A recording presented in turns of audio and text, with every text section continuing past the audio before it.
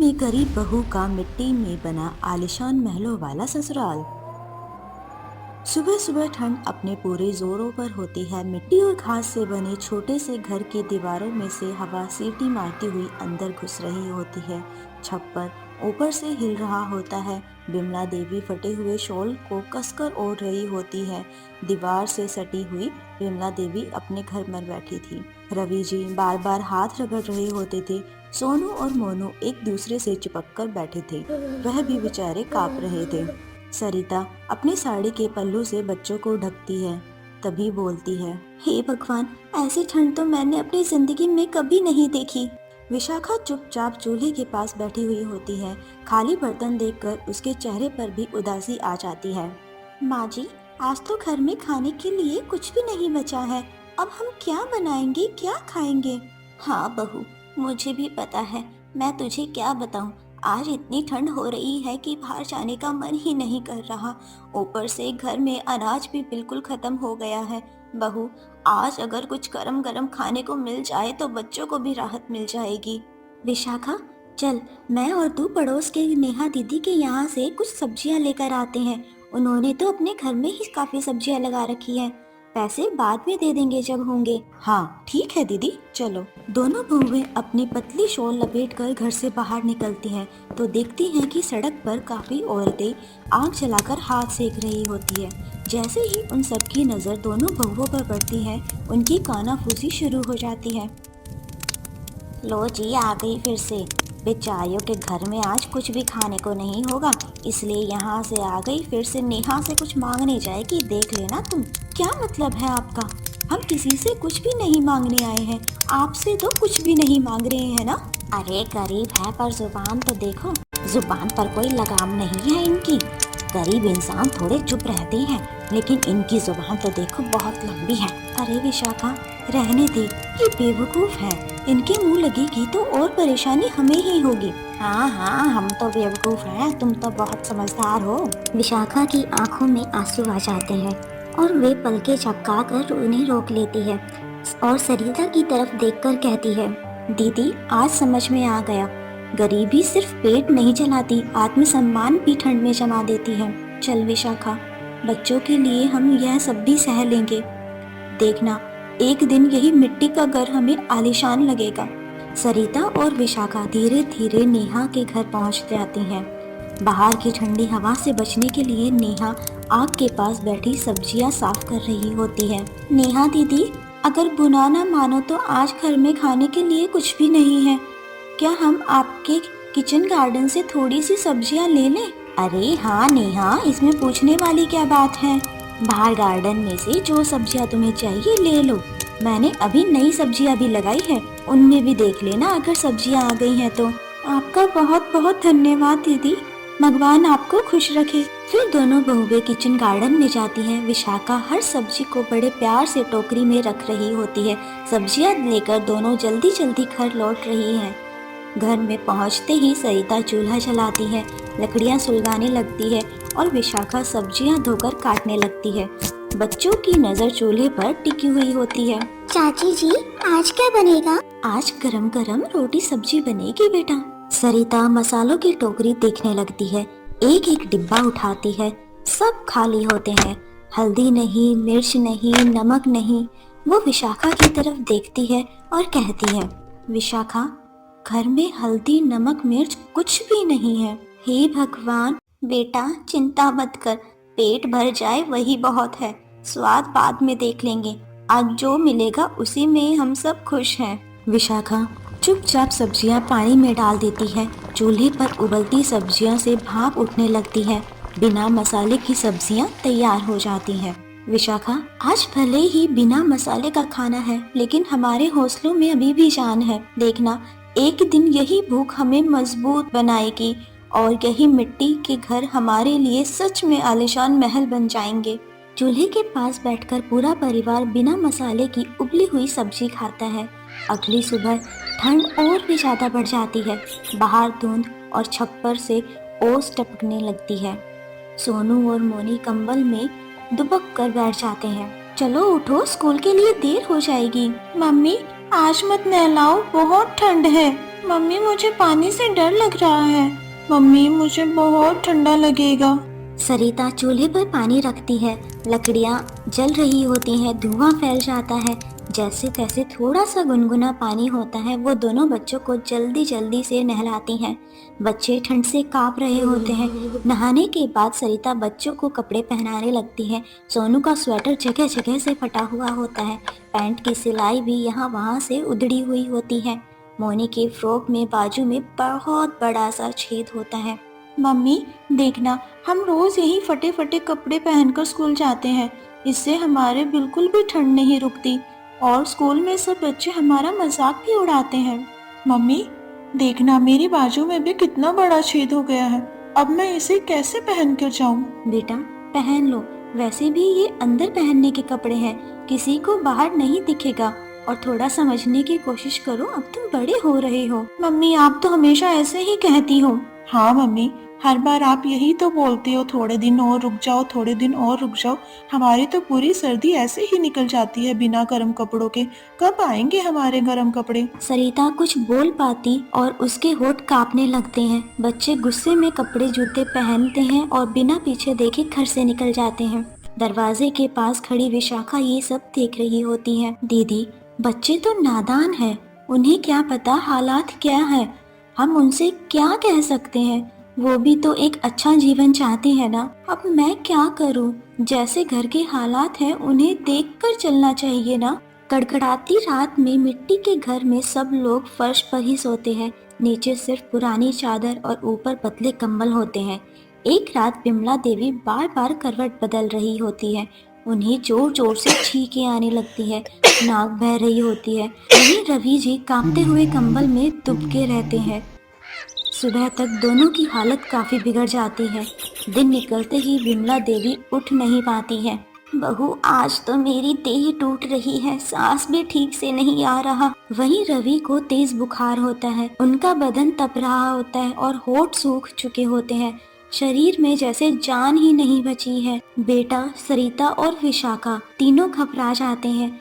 दोनों सास ससुर को सहारा देकर दीवार के पास बिठा देती है, लेकिन दोनों पूरे दिन खांसते खांसते बेहाल हो जाते हैं। छींकें रुकने का नाम नहीं ले रही थी। बुखार में दोनों तड़प रहे होते हैं।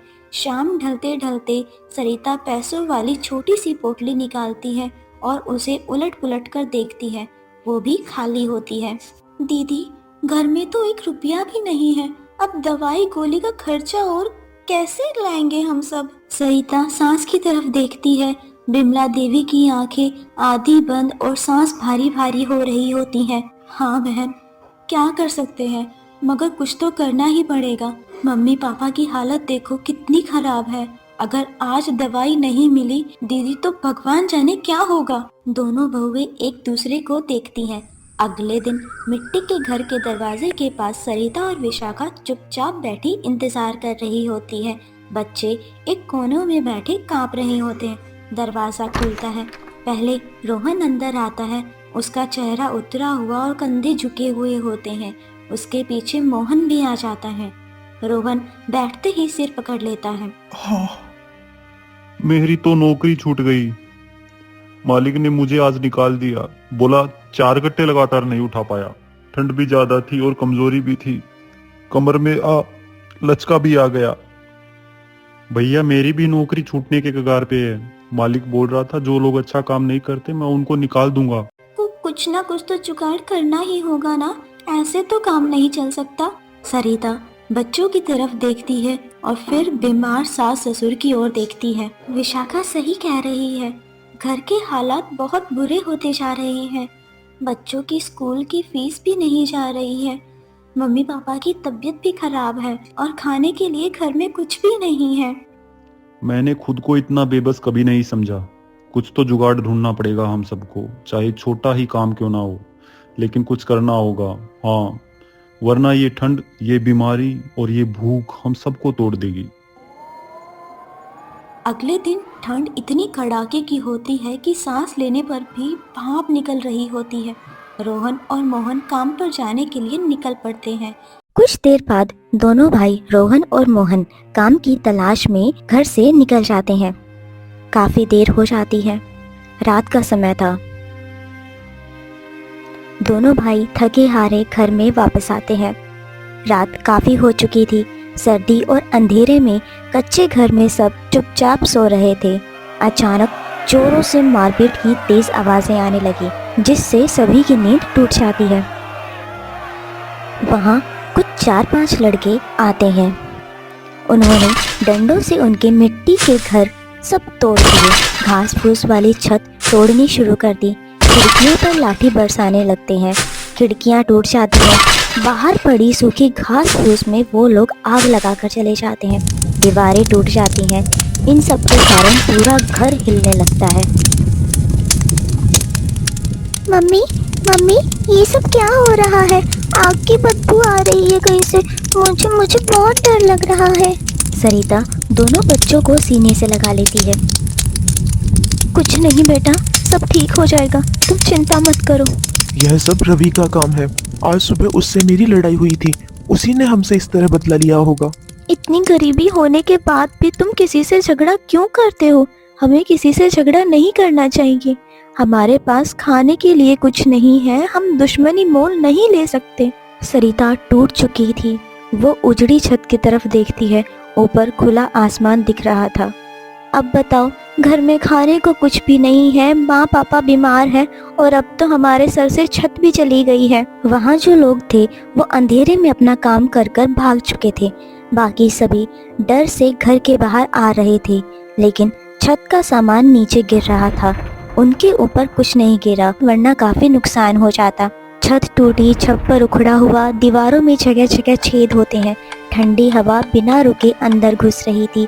रात आते ही ऐसा लग रहा होता है जैसे बर्फीली सुइयां शरीर में चुभ रही हो। सरिता फटे कंबल को बच्चों के ऊपर डालती है और बच्चों को अपने से लगाकर उन्हें सुलाने की कोशिश करती है, लेकिन ठंड कहाँ रुकने वाली थी। सोनू की नाक लगातार बह रही थी और बदन बुखार से तप रहा होता है। मम्मी, मुझे बहुत ठंड लग रही है, मेरे सीने में भी दर्द हो रहा है। विशाखा उसका माथा छूती है। उसे बहुत तेज बुखार होता है। दीदी, दोनों बच्चे बीमार पड़ गए हैं। घर में दवाई के पैसे नहीं हैं, बाहर जाना भी काफी मुश्किल हो रहा है। अगले दिन सुबह चूल्हा ठंडा पड़ा हुआ था। बर्तन रसोई के खाली रखे हुए थे। रवि जी और बिमला देवी एक कोनों में बैठे कांप रहे होते हैं। ठंड हड्डियां तोड़ रही है, रात भर नींद नहीं आई। लगता है अब तो बस ऐसे ही काम चलाना पड़ेगा। अरे नींद कहाँ से आए, ऊपर से छत भी नहीं बची, अब कैसे क्या होगा? दिन हो या रात, ठंड में सब लोग यूं ही कांपते रहते थे। रात को सब ठंड की वजह से जागते थे और दिन में भूखे पेट उन सबको नींद नहीं आ रही थी।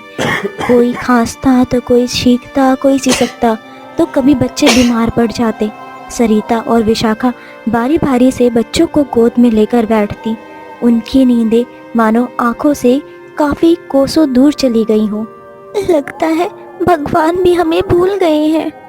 नहीं बहन, भगवान देर से ही सही, लेकिन आएंगे जरूर। लेकिन आज तो हम बहुत ज्यादा परेशानी में हैं। ठंड, बीमारी, चारों तरफ से जिंदगी ने उन्हें जकड़ लिया था।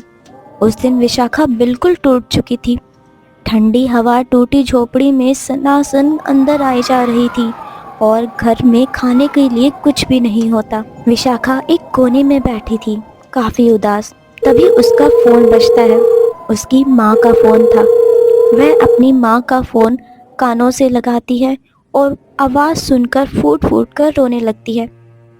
मम्मी, बहुत परेशानी चल रही है। छोटी सी झोपड़ी थी, वो भी टूट गई। समझ ही नहीं आ रहा अब अपने घर वालों को इस मुसीबत से कैसे निकालूं। बहुत ज़्यादा परेशान हालात में हूँ मम्मी। बेटा, पहले तो तू रोना बंद कर। इतना क्यों रो रही है? परेशानी तो जीवन का हिस्सा है, हर घर में आती जाती रहती है। तुझे याद है वो समय जब हमारे घर में खाने के लिए कुछ भी नहीं था? तब तू ही थी जिसने हम सबका हौसला बांध रखा था। जैसे तूने वहाँ हिम्मत नहीं हारी, वैसे यहाँ भी मत हार। वो ससुराल नहीं, वो भी तेरा घर ही है। मम्मी, मैं कुछ सोच तो रही हूँ पर मुझे कुछ समझ नहीं आ रहा। बेटा, पहले बात बता, क्या बात है? यहाँ मोहन और रोहन भैया की लड़ाई हो गई किसी से। उन गुंडों ने हमारा सारा घर तोड़ दिया है। अब हमारे पास रहने के लिए छत भी नहीं है और खाने के लिए खाना तो बहुत दूर की बात। बहुत खराब हालात हैं मम्मी। कोई बात नहीं बेटा, पहले जमाने में भी तो लोग बिना ईंट सीमेंट वाले घर में रहते थे। सब मिट्टी के कच्चे घरों में ही रहते थे। विशाखा वहीं खड़ी चुपचाप अपनी माँ की बातें सुन रही होती है। अगर तुम्हें किराए पर घर नहीं मिल सकता तो तुम मिट्टी का घर बना लो बेटा। सच मम्मी, क्या ये हो सकता है? हाँ बेटा, लकड़ियों से ढांचा बनाओ और फिर कच्चा घर मिट्टी से बनाकर उनकी दीवारों पर लिपाई शुरू कर दो। ठंड भी रुकेगी, छत भी बन जाएगी और कुछ ज्यादा खर्चा भी नहीं होगा। मम्मी, आपने तो बहुत अच्छा सुझाव दिया है। मैं अब आपको कुछ दिन फोन नहीं कर पाऊंगी। मुझे इसी पर बहुत मेहनत कर कर काम करना है। अब मुझे अपने घर वालों की मदद करनी है। कोई बात नहीं बेटा, तू खुश रह। मैं तो तेरी खुशी में ही खुश हूँ। भगवान तुझे हौसला दे। विशाखा को नया रास्ता मिल जाता है। अगली सुबह विशाखा घर से बाहर झाड़ू लगा रही थी। औरतें उसे देखकर उनका मजाक बना रही थी। अब देखते हैं कैसे ये अपना मिट्टी का आलीशान महल बनाएगी। बड़ी ढींगे मारती थी ना, अब इसकी सारी अकड़ निकल जाएगी। देख लेना बहन तुम। हाँ भाई, हम भी देखते हैं इस गांव में ये लोग कैसे रहेंगे। इनका जीना ही हराम हो चुका है। अब तो इनके पास ना ही घर है ना खाने को। औरतों की हंसी को विशाखा एक चुनौती की तरह लेती है। विशाखा सब सुन रही होती है, लेकिन अब उसने दृढ़ निश्चय कर लिया था कि उसे क्या करना है। इस बार मुंह से नहीं, इनको करके ही जवाब दूंगी। ये लोग देखते ना रह जाएं तो मेरा नाम भी विशाखा नहीं। वो झाड़ू लगाकर अंदर चली जाती है। अंदर सरिता चूल्हे के पास बैठी होती है। दीदी, बाहर जो बातें हो रही हैं वो मत सुनो। सरिता विशाखा का चेहरा देखती है। उसमें डर नहीं, हौसला होता है। दीदी, क्यों ना हम दोनों मिलकर अपना एक मिट्टी का आलीशान महल बनाए? क्या ये सच हो सकता है? हाँ दीदी, बिल्कुल।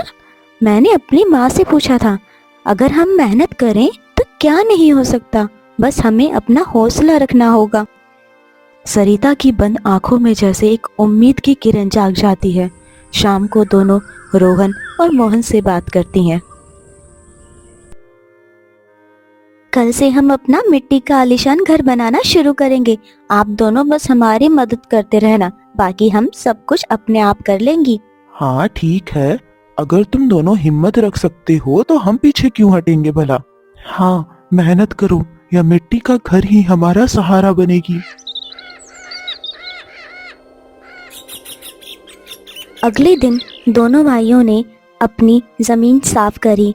जमीन साफ करने के बाद वहां अच्छी मिट्टी ढूंढकर लेकर आते हैं। मोहन, यह मिट्टी सही रहेगी।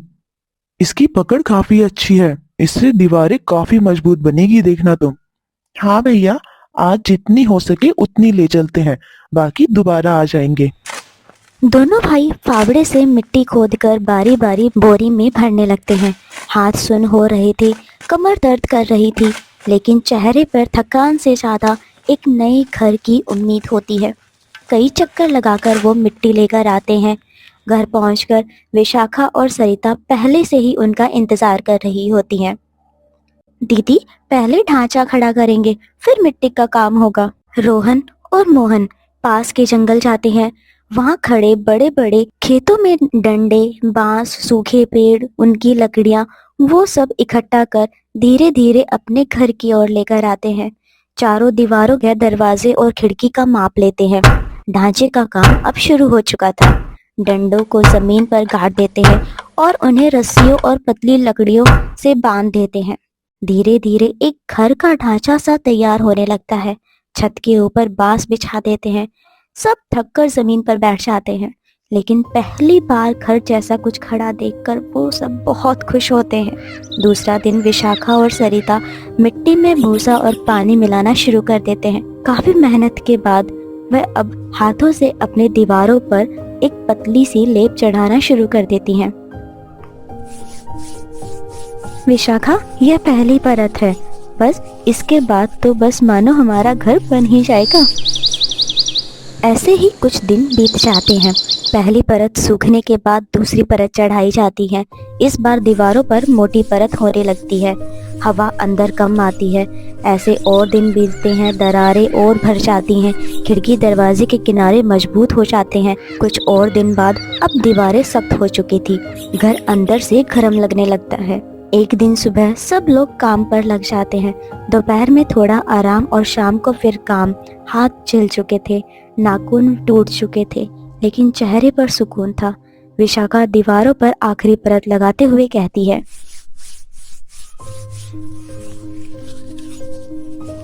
देखना दीदी, यह मिट्टी का घर हमारा आलीशान महल जैसा बनेगा। आज समझ आया कि आलीशान घर ईंटों से नहीं, हिम्मत, हौसला और मेहनत से बनता है।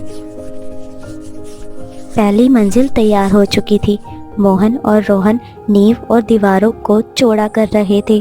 4-5 परत मिट्टी की लगाई। देखो दीदी, अब हमारी रसोई भी आलीशान है। दूसरी मंजिल पर ड्राइंग रूम बनाते हैं। सरिता दीवारों के साथ मिट्टी के सोफे बनाते हैं। मिट्टी की ही छोटी सी सेंटर टेबल बनाते हैं। दीवारों पे बने शोकेस जहाँ छोटे छोटे बर्तन रख दिए होते हैं। विमला देवी घर देखने आती हैं। ऐसा आराम तो हमने अपने पक्के घरों में भी नहीं देखा बहू। विशाखा, अब हमें बस बर्तनों की जरूरत है। हाँ दीदी, मिट्टी है ना, हाथ है और हौसले हैं तो बर्तन भी बन जाएंगे। दोनों बहुएं आंगन में आ जाती हैं और एक एक कर बर्तन बनाना शुरू करती है। मिट्टी की हांडी, मिट्टी की कढ़ाई, मिट्टी की थालियां और कटोरियां। विशाखा उन पर सुंदर सुंदर डिजाइन बना रही होती हैं, कहीं फूलों का, कहीं सफेद सफेद धारियों का। विशाखा, यह तो बाजार से भी ज्यादा सुंदर लग रहे हैं बर्तन। दीदी, ये तो कला है, जैसा करोगे उतना ही बर्तन निखरेगा। बर्तन धूप में सूखने के लिए रख दिए जाते हैं। कुछ देर बाद चूल्हे पर आग जलती है। पहली बार नई घर की रसोई में मिट्टी की हांडी चढ़ाई जाती है। विमला पास खड़ी होकर बोलती है, आज तो सच में लग रहा है यह घर मिट्टी का नहीं, सोने का बना हो जैसे। दोनों बहुएं एक दूसरे की ओर देखकर मुस्कुरा देती हैं। घर की चारों मंजिलें एक के ऊपर एक काफी सुंदर लग रही थी। दीवारों पर मिट्टी की चिकनाई लिपाई, किनारों पर हाथ से बने हुए डिजाइन, खिड़कियों के चारों ओर मिट्टी के बने हुए फ्रेम, दरवाजे पर मिट्टी से बना हुआ तोरण, सब इतना मजबूत था और काफी सुंदर था। बेटा, तुमने तो बहुत अच्छा घर बना दिया। हमने तो ऐसा घर कभी सपने में भी नहीं सोचा था। यह घर नहीं, हमारी इज्जत और मेहनत का सबूत है। रोहन और मोहन विशाखा व सरिता की तरफ देखकर कहते हैं, यह सब इन दोनों की हिम्मत से हुआ है। मिट्टी को भी महल बना दिया तुम दोनों ने। विशाखा घर की तरफ देखती है, जिस मिट्टी के घर पर लोग उन्हें ताना देते थे। आज वही सब उस मिट्टी के घर के सामने चुपचाप खड़े थे। आलीशान घर ईंटों से नहीं, हौसलों और हिम्मत से बनता है। पूरा परिवार उस मिट्टी के आलीशान घर के अंदर जाता है। अगली सुबह सबसे पहले पड़ोसी लोग धीरे धीरे उस मिट्टी के आलीशान घर के सामने आकर खड़े हो जाते हैं। किसी ने दीवार को देखा, किसी ने छत की तरफ नजर उठाकर देखा। अरे, यह तो मिट्टी का घर है, इतना मजबूत और इतना सुंदर। हम तो समझ रहे थे ये मजाक होगा, पर ये तो कोठी से भी ज्यादा आलीशान लग रहा है। अरे, वो कहाँ छोटा सा टूटा हुआ घर और कहाँ ये आलीशान मिट्टी का महल। वही मानना पड़ेगा, कमाल कर दिया दोनों बहुओं ने। अरे, आजकल के बच्चों ने मिट्टी की भी कदर करनी सिखा दी। पुराने दिन याद आ गए हमें तो अपने। ये दोनों बहुएं नहीं, सच में चमत्कार ही किया है इन्होंने तो।